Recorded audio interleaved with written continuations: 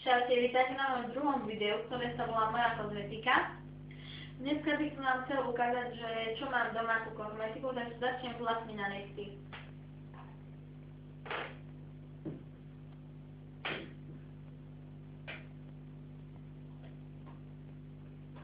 Takže toto je Soft Violet, sa Avonu to mám, je také večerné, to je také silné, pekné, sa mi to páči.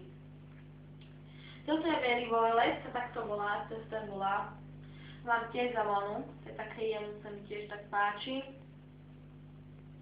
Toto mám z DM-ky, taký čierny, že má každý čierny len doma, také použitie. Toto je taký šteter, tiež Avon tvarovatý, lebo veľmi rád tvarím na nechty, vzory a tak. To sú bliesky na nechty, toto je modrý, to je strieborný. Toto sú dve praskajúce laky. Langemal, neviem aký. Taký žltý a modrý. Modré ma obľúbené napadá, takže tam mám viac modrého. Toto je ML, taký kriklavý, rúžový, taký neónový. Tiež sa mi to tak páči. Rád tvarujem s tým. Toto je už taká jemnejšie, taká pekná, také jemnejšie. Taká to je použitie. Počkajte, sa to odložím a hneď to bude. To dáme na niečo iné. No nebudem si takto odvážať, aby som nezdržala, to je iba takto preniesem sem na bok, keď sa nenahneváte. Tak.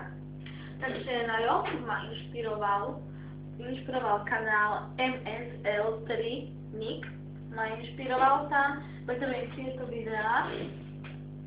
Takže teraz by som ukázal, teraz tu obleť. Tak. Toto som prebehnala z Avonu, to je taká vzorka, pekná. Toto je tónovacie Avonu, takto. A toto je Garnier, keď niekoho maluje, to uvidíte na budúcom videu, čo budem dávať.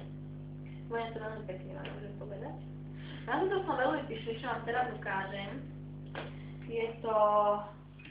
Sú to tieňočné. Vám to ukážem, to mám malo priestoru, čakajte. Tak. Vidíte? Toto je veľmi pekné. Týchto je 120 farieb. Takto vám ich ukážem. Tak, toto bolo asi všetko z môjho dneskajšieho videa a prosím vás, dávajte komenty dole. Tak zatiaľ čaute.